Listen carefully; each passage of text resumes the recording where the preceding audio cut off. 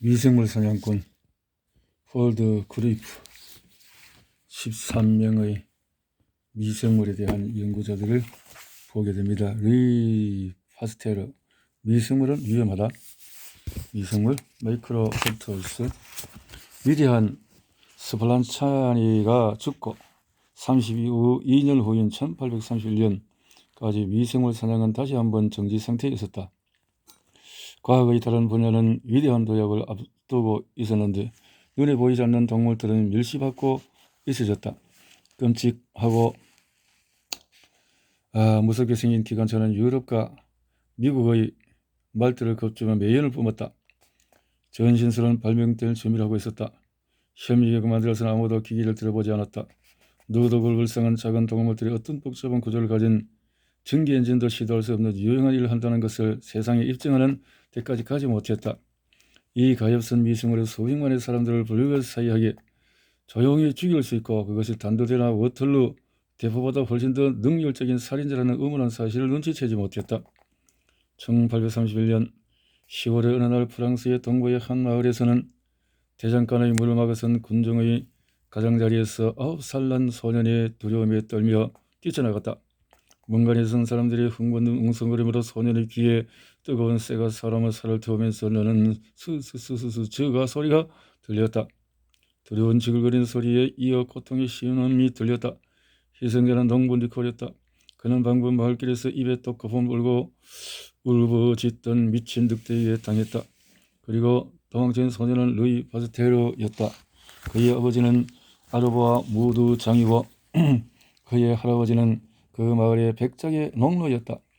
여러 날 여러 주가 지나서 미친 늑대의 희생자 8명이 숨이 막히고 목이 바싹 타오르는 고통을 겪으며 공수병으로 죽었다. 그리고 비명이 그 심한 소년의 귀에 맴돌았다. 어떤 이들은 그를 바로 바보라고 말했다.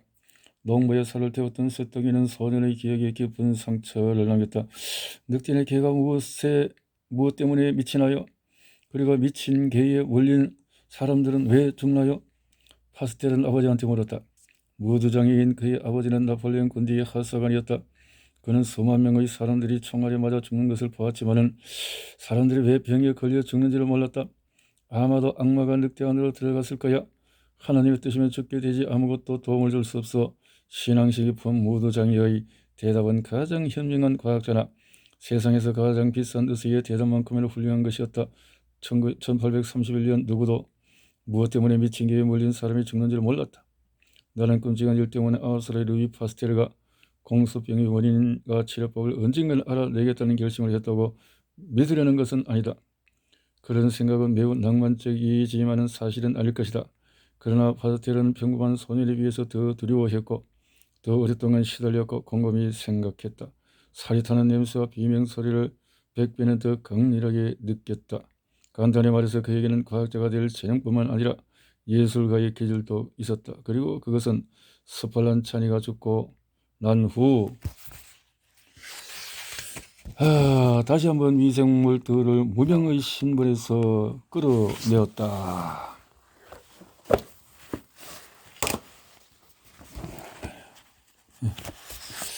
사실 파스텔은 20살까지 위대한 과학자가 될 조짐을 보이지 않았다. 루이 파스테르는 아무도 특별한 관심을 두지 않았고 그저 성실하고 조심스러운 소년이었다.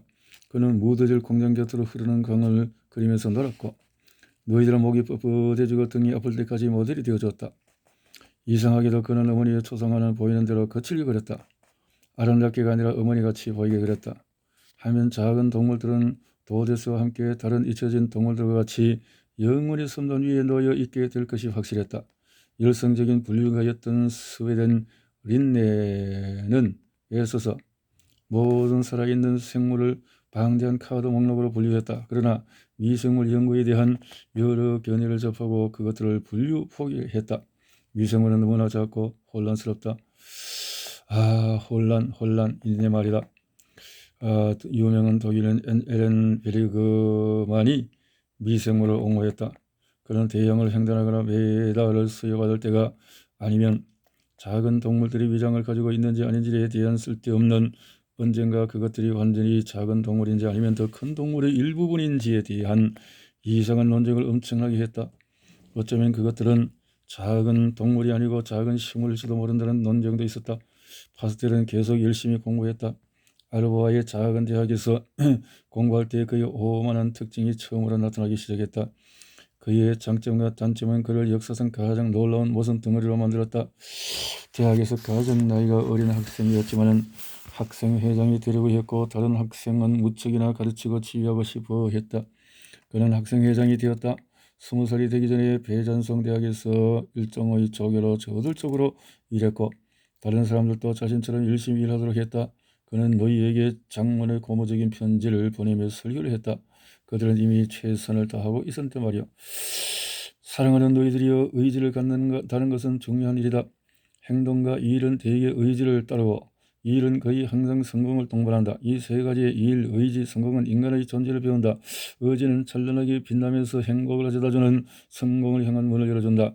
일은 그 문을 통과하게 하고 여행의 마지막에 이르면 성공이 우리의 노력에 왕관을 씌워주기 위해 온다. 그는 일흔이 되었어도 강조 문제는 사용하지 않았지만 여전히 똑같은 단순하고 성실한 설교를 했다.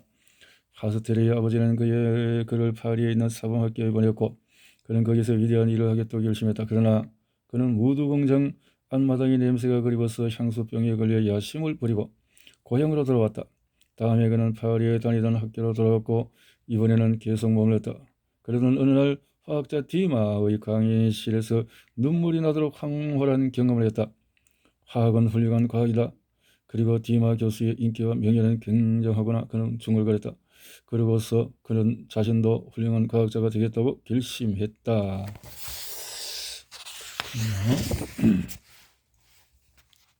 그는 그림을 그만두었으나 여전히 예술가였다. 그는 곧 냄새나는 병들과 화려한 빛깔의 액체가 든 줄지어선 관을 가지고 첫 번째 독립연구를 시작했다. 철학도인 그의 친구 샤피는 타르산 결정에 대한 파스텔의 강의를 몇 시간씩 들어야만 했다. 파스텔이가 말했다. 너도 화학자가 아닌 것이 안타깝다. 40년 후 그가 모든 의사를 미생물 사냥꾼으로 만들려고 한 것처럼 그는 모든 학생을 화학자로 만들려고 했다.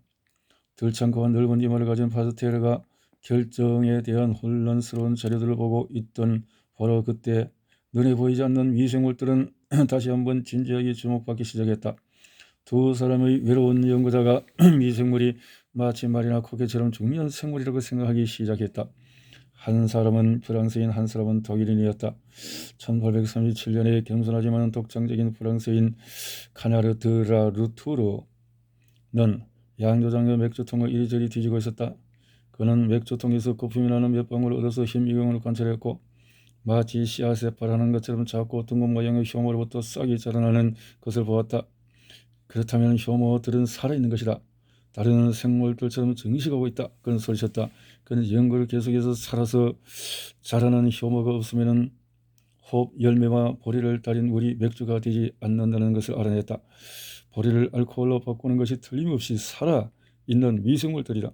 그는 가슴을 진정시키고 그에 대한 짧고 명확한 논문을 썼다. 세상은 작은 동물들에 대한 이 훌륭한 업적을 인정하기를 거부했다. 그는 선전한 사람이 아니었고 그의 겸손을 대신해 알려줄 홍보 요원도 없었다. 같은 해에 독일의 슈바는 개인 문장으로 쓴 짧은 논문을 발표했다. 그는 거기는 미생물이 들어갔을 때만 부패한다는 놀라운 소식을 명료하지 못한 문구로 지루하게 말했다. 고기를 충분하게 가열해 깨끗한 병에 넣고 빨갛게 들고진 파이프를 통과한 공기가 들어가게 하면은 그 공기는 몇 달 동안 완벽하게 신선한 상태를 유지할 것이다. 그러나 마개를 제거해 보통 공기가 들어가면 하루나 이틀 후면은 작은 동물들과 함께 그 고기는 고약한 냄새를 풍긴다. 핀보다 수천 배 작은 꿈틀거리는 동물들로 가득 찰 것이다. 고기를 상하게 하는 것은 그 작은 동물들이다. 레벤호크가 이 말을 들었다면 큰 눈을 어떻게 떴을까? 서팔란 찬이는 아마도 모임을 해산시키고 미사를 급하게 끝내고 실험실로 달려갔을 것이다. 그러나 유럽 사람들이 이 신문기사를 쳐다보지도 않았다. 그리고 파스텔은 자신의 첫 번째 위대한 화학적 발견을 할 준비를 하고 있었다. 26살 때 그 일을 해냈다. 작은 결정의 더미를 오랫동안 관찰한 그는 타르산은 2개가 아니라 4개의 다른 종류가 있음을 발견했다. 자연계에는 이상한 화합물이 다양하게 존재한다. 거울에 비쳤을 때처럼 좌우가 뒤바뀐 모양을 제외하면 정확하게 닮은 화합물들이 다. 그가 팔을 쭉 뻗고 뻗어오는 허리를 폈을 때 자신이 무엇을 해냈는지 깨달았다. 파스텔은 지저분하고 어둡고 좁은 실험실을 급히 빠져나와서 복도로 나갔다. 그리고 안면도 없었던 물리학 조교를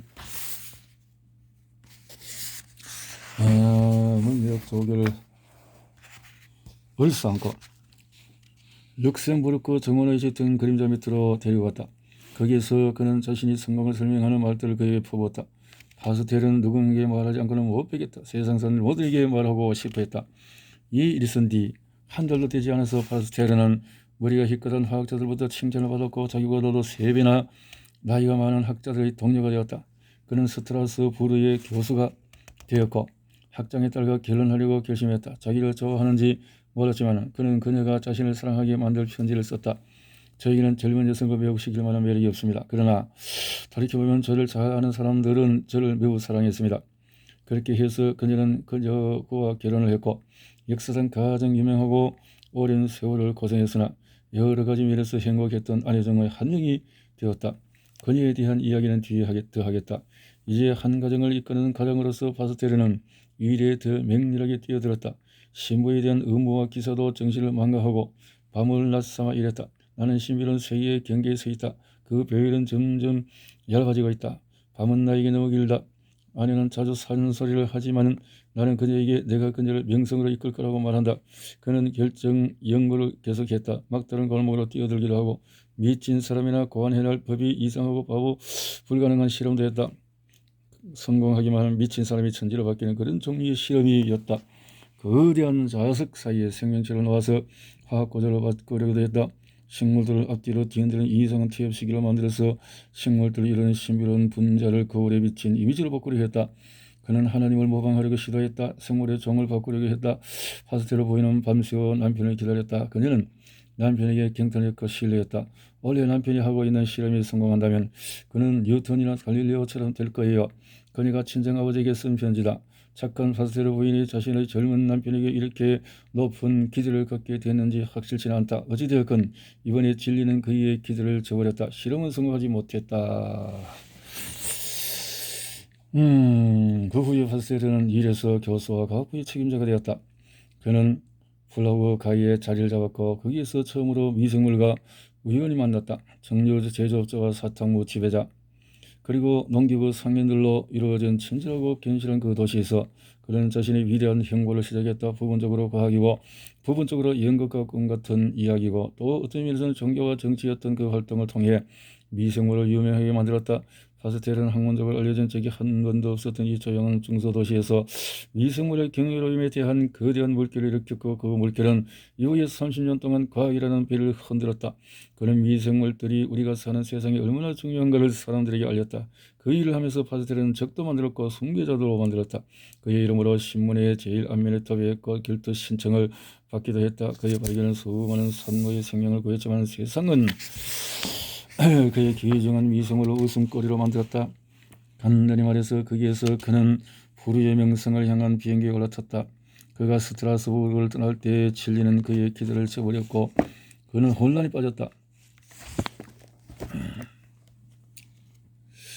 릴로 옮기는 그는 사탕무 재배자 증류업자들의 도와 달라는 요청을 받으면서 명성으로 향한 길로 들어서게 됐다.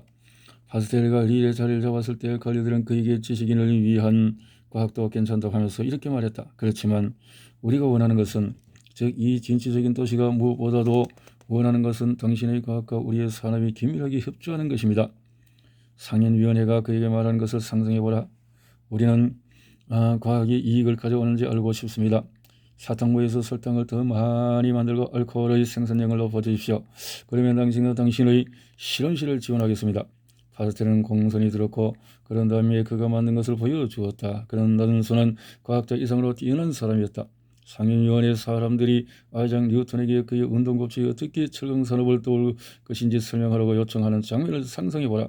그 수줍은 사색가는 두 손 들고 당장 다니엘 이온스의 의미를 연구했을 것이다. 패러데이는 아마도 그의 첫 직업이었던 재본수의 실습생으로 돌아갔을 것이다. 그러나 파스텔은 소주본 꽃이 아니었다. 그는 19세기 사람으로서 과학도 재밥벌이를 해야 한다는 것을 이해했다.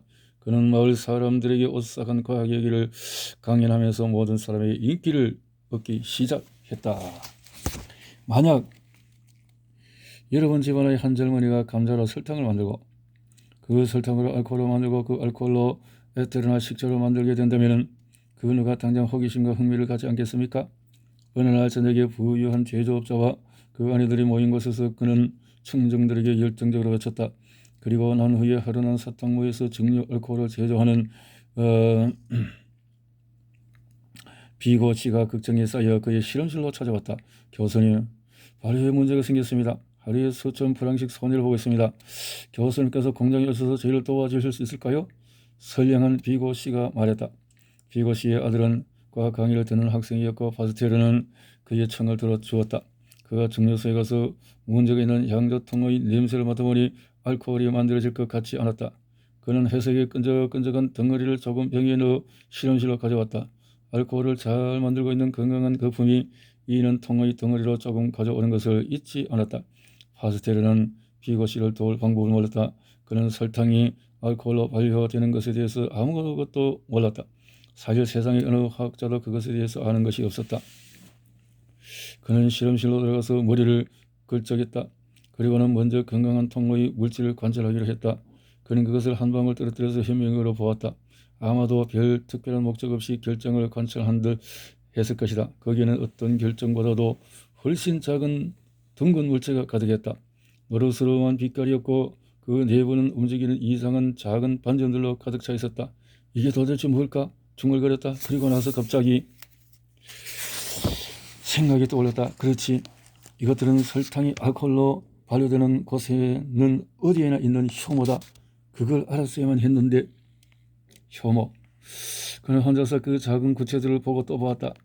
어떤 것들은 물이 지어 있었고 다른 것들은 사슬 모양을 그리고 놀랍게도 어떤 것들은 측면에서 이상한 싹이 나오고 있었다. 그것들은 끝없이 작은 씨앗에서 씨가 트고 있는 것처럼 보였다. 카네르드라투르가 옳다. 이 효모들은 살아있어. 효모가 설탕을 알코올로 바꾸는 것이 틀림없어. 그는 소리쳤다. 하지만 그 사실이 비고씨를 도울 수는 없군. 도대체 병든 통 속에 든 것이 무엇이란 말인가? 그는 병든 통 안 내용물의 냄새를 맡았다.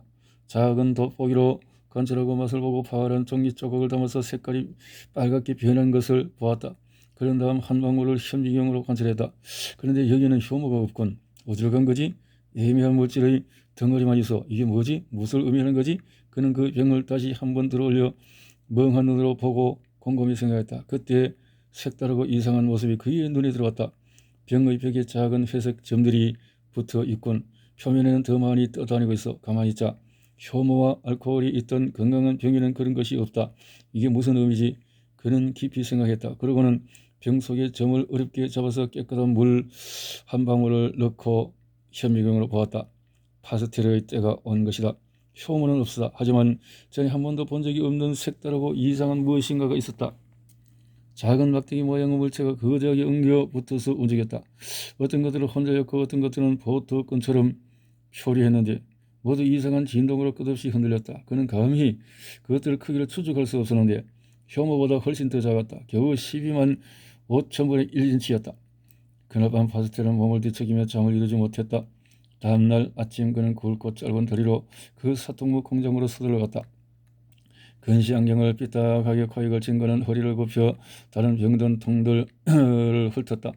그는 비고씨를 도와야 한다는 생각을 까맣게 잊고 있었다. 비고씨는 존재하지 않았다. 이 세상 어느 것도 존재하지 않았다. 호기심에 가득 차서 냄새를 맡고 있는 그 자신과 춤추는 이상한 막대기만 있을 뿐이었다. 회색 반점마다 수백만 개가 있었다. 파스텔 부인은 불안해하면 늦은 밤까지 남편을 기다리다가 결국 홀로 잠이 들었다. 파스텔은 실험기구를 차려놓았다. 실험실 마치 화학자의 작은 살림집 같아 보였다. 그는 막대기들이 떼지어 있는 병든 통의 즙은 항상 젖산을 포함하고 있고 알코올은 없다는 것을 알아냈다. 갑자기 그의 머리는 생각으로 가득 찼다. 그 병든 통의 즙 속에 있는 작은 막대기들은 살아있다. 그리고 젖산을 만드는 것은 바로 그들이다. 그 막대기들은 아마도 효모와 싸워서 우위를 점했을 것이다. 효모가 알코올의 발효를 일으키는 것이 틀림없는 것처럼 그것들은 젖산의 발효를 일으킨다. 파스텔은 발효에 대해서는 아무것도 모르는 부인에게 달려가서 이 사실을 알렸다. 그녀는 남편의 열광적인 의욕을 신뢰했고 그것이 그에게는 큰 힘이 되었다. 그것은 아직 추측에 불과했다. 하지만 파스텔은 내면의 무언가가 확실한 진실이라고 속삭였다. 그는 정확한 추측에 이상한 점은 없었다. 파스텔은 근시간적인 동료와 마찬가지로 수천 가지의 기묘한 사건들에 대한 수천 가지 추측을 했다. 이런 추측들 중에서 많은 것이 틀렸다. 그러나 추측이 맞았을 때 그는 그것을 시험하고 증명하고 의심하고 추정하며 그것에 완전히 몰두해 밝혀냈다. 이제 파스텔은 1만 년 동안 지속된 발효의 신비를 밝혔다고 확신했다. 그의 생각이 정말로 맞았는지 알기 위해서 수백 가지 혼란스러운 계획들로 머리가 복잡했다. 그러나 그는 제조업자들과 그들의 문제, 관리들, 농부들 혹은 학생들 한 번도 소홀히 하지 않았다. 그는 실험실의 한 구석을 비료 검사장으로 만들었고 그 비파를 가서 과학협회 회원에 지원했지만 실패했다. 학생들 데리고 발랑시엔의 양조장과 벨기에의 주물공장으로 현장학습 여행도 갔다. 그 여행 중에 파스텔은 작은 막대기들이 살아있고 저량할 정도로 작지만은 어떤 인도할 수 없는 설탕을 저성으로 만드는 거대한 작업을 하는 것을 증명할 방법을 찾아냈다고 확신했다.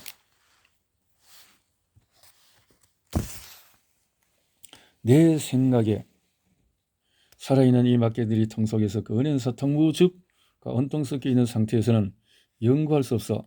무슨 일이 일어나는지 관찰할 수 있는 투명한 즙 같은 것을 발명해야 될 것 같다.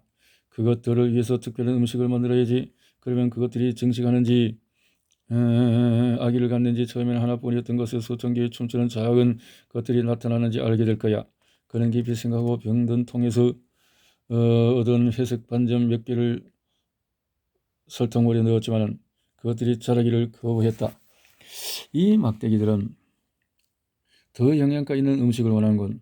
그는 마음을 진정시키고 어떤 여러 가지 이상한 수프를 만들었다.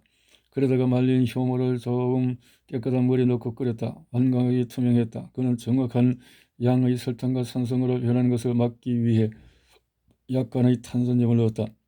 그리고 나서 가는 바늘 끝으로 병든 즙에서 회색점 하나를 꺼내어 조심스럽게 썰어 만든 투명한 수프에 주입했고 그 병을 배양 오븐에 넣었다. 이제 기다릴 차례다. 불안해하고 걱정하면서 기다렸다. 실험 결과 즉시 나오지 않는다는 것은 미생물 사냥에 늘 따라다니는 불행한 운명이었다. 그는 기다렸다. 서류에 사인을 하고 학생들에게 강의를 하고 비행기로 돌아와서 기정한 병을 자세히 보았다. 농부들에게 곡식과 비료에 대해서 조언하고 멍하게 급히 식사를 끝낸 후에 다시 한번 병을 열심히 보았다. 그리고 기다렸다. 그는 그 병에서 어떤 일이 일어날지 모른 채 잠자리에 들었다. 그런 일들을 모를 때 잠자기는 어렵다. 다음날 내내 같은 상태였다. 하지만 그의 다리가 또 한 번의 실패로 무거워지기 시작했을 때 파스텔은 중얼거렸다. 이 괴물 같은 막대기들이 자라는 것을 내게 보여줄 투명한 배양액은 없어. 하지만 딱 한 번 더 보자. 다시 한 번 더 보자. 그는 그 병을 가스불 쪽으로 들어 올렸다. 외로운 가스불은 그의 실험실 벽에다 실험기구들의 괴기스러운 거대한 그림자를 그려 놓았다. 분명히 여기에서 무엇인가 변하고 있어. 그는 작은 소리로 말했다. 내가 어제 병 속에 주입한 회색 반점들에서 작은 거품들이 줄지어 생기고 있어. 새로 생긴 회색 반점들. 그것들 모두는 자라는 거품이다. 그리고 나서 그는 벙어리 장님이 되었다. 작은 비행기 앞에서 완전히 매료된 채 여러 시간을 보냈다. 파스텔에는 몇 시간을 몇 초처럼 느꼈을 것이다. 그는 병을 애무하듯이 들어 올려서 불빛 앞에서 그것을 부드럽게 흔들었다. 회색빛 자욱한 연못 같은 작은 낯선 모양들이 밑바닥으로부터 사용 돌이치며 올라갔다. 이 낯선 모양들로부터 커다란 가스 거품이 나왔다. 이제 그가 발견을 한 것이다. 그는 그 병의 내용을 한 방울을 현미경으로 관찰했다. 유레카!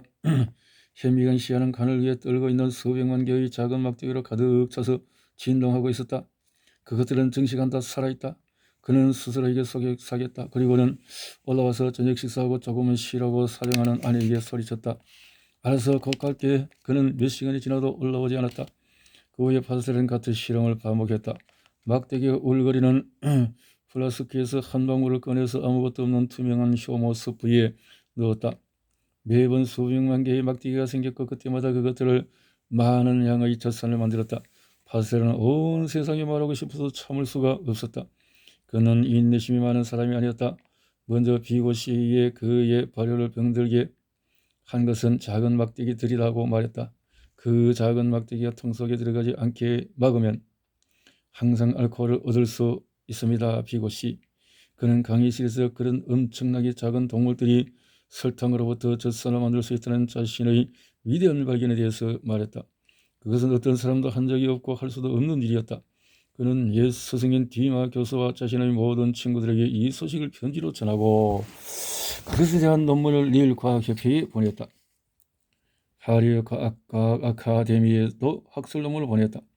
비고시가 그 작은 막대기들이 통 속에 들어가지 못하게 할 수 있었는지 확실히 알 수 없다.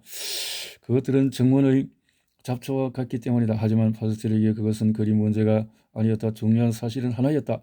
발효의 진짜 원인은 살아있는 생물, 살아있는 작은 생물이다. 순진한 그는 자신의 발견이 훌륭하고 모든 사람에게 말했다. 겸손하기는 너무나 어린아이 같은 사람이었다. 그때부터 수년 동안 이 작은 발효는 그의 하늘을 가득 채웠다. 그는 그 옆에서 먹고 자고 꿈꾸고 사랑했다. 발효는 그의 인생이었다. 그는 조수 없이 혼자 일했다. 병을 닦아주는 소년도 없었다. 그렇게 여러 가지 일로 혼란스럽게 빈번벙 날들을 어떻게 꾸부려 나가는지 알고 싶은가? 부분적으로 그것은 그가 활기찬 사람이었기 때문이었고 부분적으로는 아내 덕분이었다. 헌신적인 조수 에밀 루의 말을 빌리자면 그녀는 남편의 일을 이해할 정도로 파스텔을 사랑하는 사람이었다. 파스텔을 혼자서 기다리는 저녁이 아닌 날 얼빠진 그를 아버지로 둔 아이들을 재우고 난 뒤에 그녀는 작은 테이블 앞에 놓고 곧은 등받이 의자에 단정하게 앉아서 남편이 구술하는 과학 논문을 썼다. 또 파스텔가 시험관과 플라스크를 놓고 곰곰이 생각하는 동안에 그녀는 휘갈겨 써서 알아보기 힘든 그의 공책을 명확하고 아름다운 필체로 바꾸었다. 파스텔은 그녀 인생의 전부였고 파스텔은 오직 일만 생각했기 때문에 그녀의 인생도 점점 더 그의 일 속으로 녹아 들어갔다.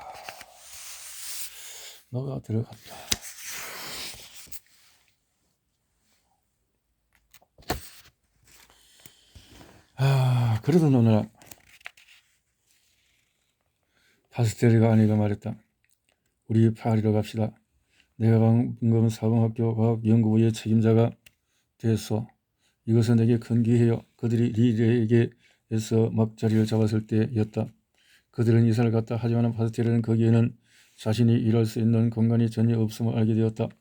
학생들을 위한 지저분한 실험실이 몇 개 있었지만 교수들을 위한 것은 없었다. 게다가 더 기가 막힌 것은 플라스크와 오븐과 현미경을 살 예산이 한 번도 없다는 것이었다. 파스텔은 실험기구 없이 살 수 없었다. 그는 더럽고 오래된 거무로 구석구석을 샅샅이 뒤지고 다니다 마침내 쥐들이 뛰어노는 지붕 밑 작은 다락방으로 기어 올라갔다. 그는 쥐들을 내쫓고 그 작은 방이 자신의 실험실이라고 선언했다. 그리고 현미경과 플라스크와 오븐을 살 돈을 마련했다. 그 돈의 출처는 현재까지 아무도 모른다. 발효가 그의 인생에서 얼마나 중요한지 세상 사람들은 알아야만 했다. 그리고 그 사람들은 곧 그것을 알게 되었다. 젖살로 만드는 작은 막대기들에 대한 실험을 한 그는 다른 종류의 작은 동물도 수천 가지 거대하고 유용한 일을 할 것이고 아마도 위험한 일도 할 거라고 확신했다. 그가 왜 그런 확신을 했는지는 아무도 모른다. 건강한 맥주통에서 내가 현미경으로 본 그 효모들은 설탕을 알코올로 만들었다. 그러므로 포도를 포도주로 발효시키는 것도 분명 효모일 것이다. 아직 그것을 증명하지는 않았지만 나는 그것을 안다. 그는 흐려진 안경을 힘차게 닫고 즐겁게 다락방으로 올라갔다. 자신이 옳다는 것을 스스로에게 세상 사람들에게도 증명하고 싶어 했다. 그러나 과학의 세계는 그를 적대시 했다. 항상 위대한 독일인 유스투스 리비히는 화학의 왕자요. 교황으로 행세하면서 그의 생각이 반대했다. 그래, 리비히는 효모가 설탕을 알코올로 바꾸는 일과 전혀 관계없다고 말하고 있다. 그는 알부민이 필요하다고 주장하지. 알부민이 설탕을 가져가 쪼개서 알코올을 만든다고 해서 리비에게 증명해 보이로 결심한 파스텔의 머리에 갑자기 묘안이 떠올랐다. 교묘한 방법이다. 아주 간단하고 확실한 실험으로 리비와 자신의 소중한 생물들이 할지도 모르는 중대한 일을 비웃던 다른 그 많은 사람들을 해치울 것이다. 알부민이 전혀 들지 않은 수프에서 효모를 기르자 그 수프에서 효모가 설탕을 알코올로 변화시킨다면 리비와 그 패거리들의 이론은 끝난다. 그의 신경은 온통 도전으로 가득 차 있었다. 이 일은 이제 냉정한 과학적 사건에서 순전히 개인적인 문제로 바뀌었다. 그러나 이런 반짝이는 생각을 해내는 것은 효모를 기를 알부민이 전혀 없는 비양력을 찾는 것은 전혀 다른 이야기였다. 효모는 매우 까다로운 입맛을 가지고 있었다. 망할 놈들. 파스텔은 애 같아서 바람이 쌩쌩 들어오는 다락방에서 호들갑을 떨고 몇 주 동안 격앙되고 심술난 상태로 지냈다. 그러던 어느 날 아침 행복한 사고 하나가 그에게 길터 주었다.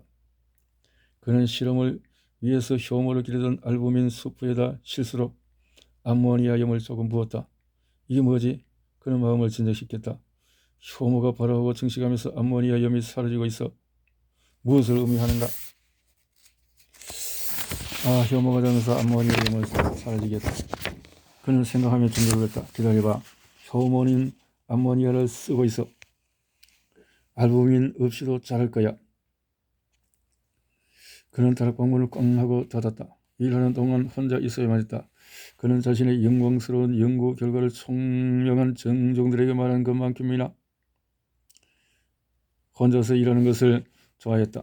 새 플라스크를 꺼내서 깨끗한 물을 붓고 거기에 암모니아염을 넣었다. 그가 사용한 것은 암모니아 타르타르산염이었다. 파스텔은 새로 태어난 효모들이 우글거리는 병을 가져왔다. 노릇스름한 효모 덩어리를 조금 조심스럽게 꺼내서 새로 만든 알부민이 없는 수프 속으로 떨어뜨렸다. 그리고 그 병을 배양기 속에 넣었다. 그것들이 자랄까? 그날 밤 그는 밤새도록 침대에서 몸을 뒤척였다. 그는 아내에게 자신의 희망과 두려움을 낮은 목소리로 말했다. 아내는 조언을 해주지는 못했지만 그를 안심시켰다. 그녀는 그가 말로 설명하지 못하는 걱정을 모두 이해하는 완벽한 보조자였다. 다음날 아침 그는 다락방으로 돌아갔다. 계단을 어떻게 올라갔는지 아침 식사를 어떻게 했는지 기억이 나지 않았다. 아마도 그는 침대에서 일어나서 곧장 그 숙명적인 플라스틱과 든 낡고 더러운 배양기로 갔을 것일지도 모른다.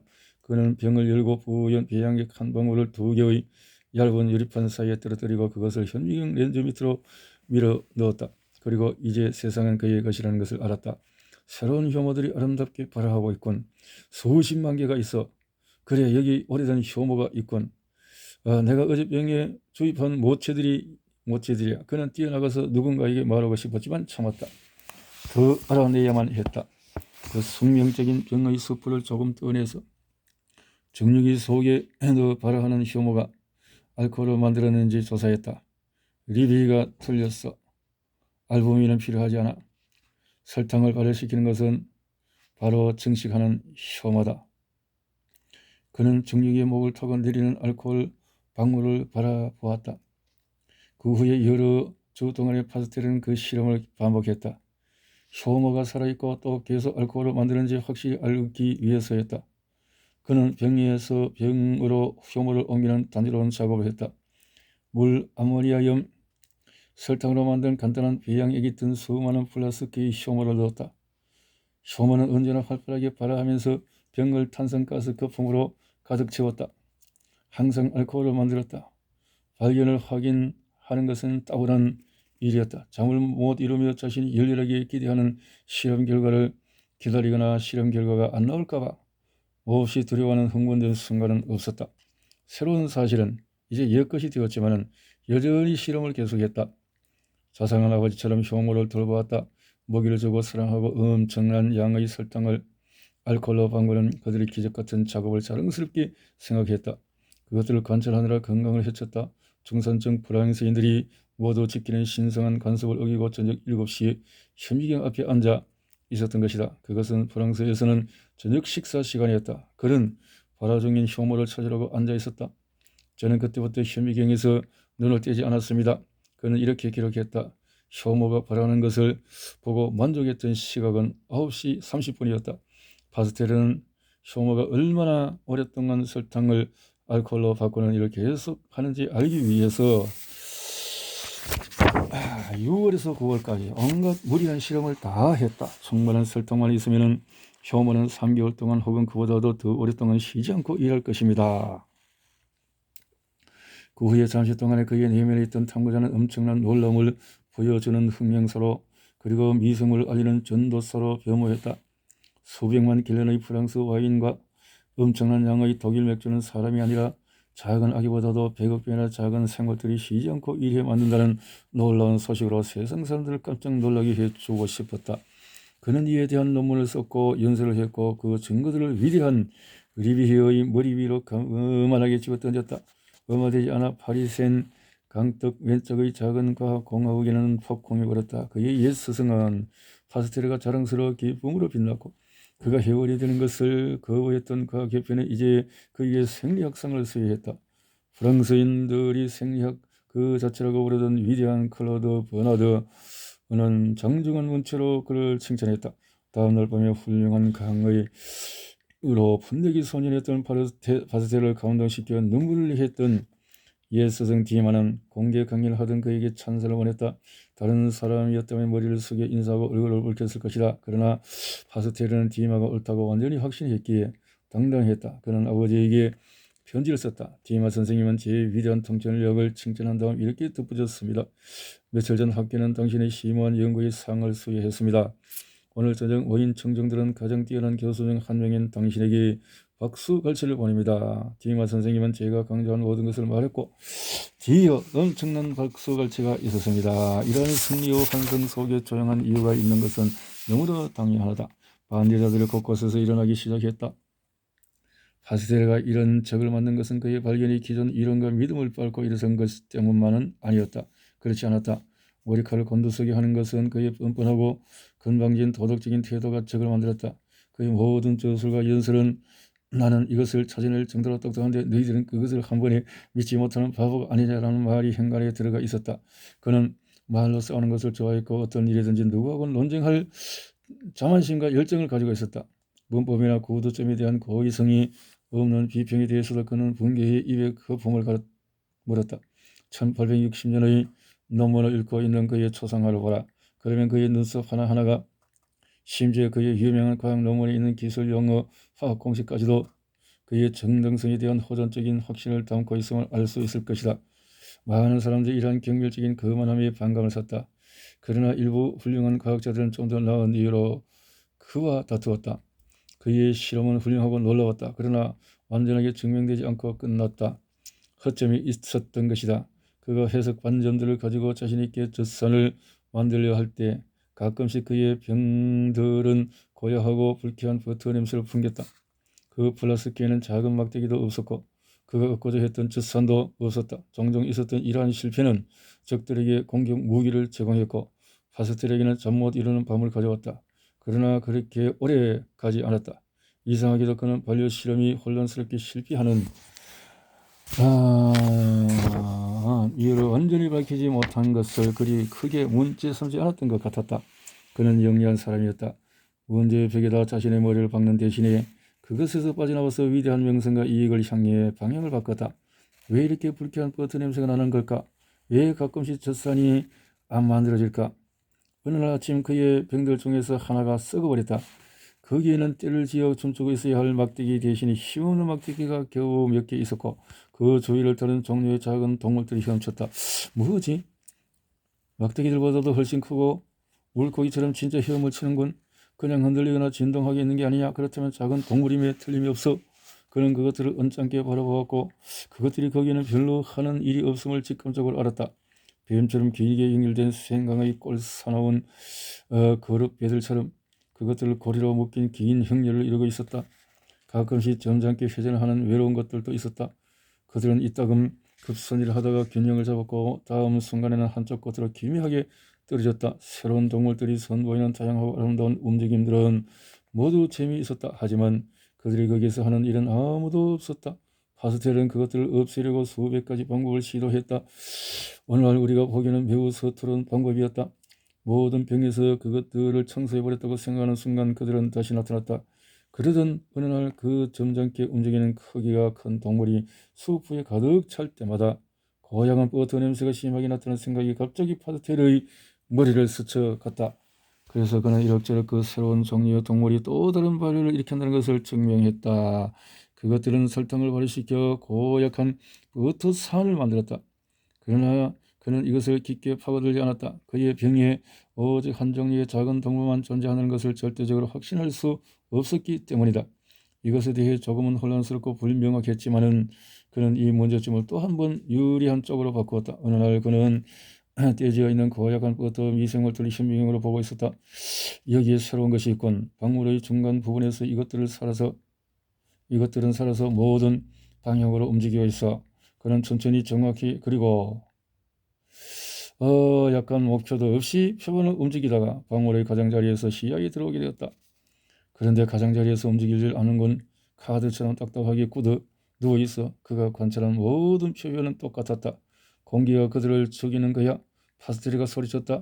그는 자신이 위대한 발견을 했다고 확신했다. 그거 얼마 되지 않아서 그는 과학협회에 자랑스럽게 보고했다. 설탕으로부터 상한 버터산을 만드는 흥미로운 재주가 있는 발효를 일으키는 새로운 작은 동물을 발견했다. 그뿐만 아니라 그들은 공기가 없어도 살고 놀고 움직이고 그리고 작업할 수 있다는 것을 발견했다. 공기는 심지어 그들을 죽이기까지 했다. 그리고 이것은 공기가 없이도 살 수 있는 작은 동물들을 처음 발견한 것이다. 파스텔리가 외쳤다. 불행히도 그것은 세 번째 발견이었다. 200년 전에 레빈 후크는 동일한 것을 보았다. 그 100년 후 스폴란치는 미생물들이 숨을 쉬지 않고도 사는 것을 보고 놀랐다. 그래서 공기가 없이도 사는 것들을 역시 세 번째로 이렇게 보게 됐다라는 거죠. 이렇게 여기까지.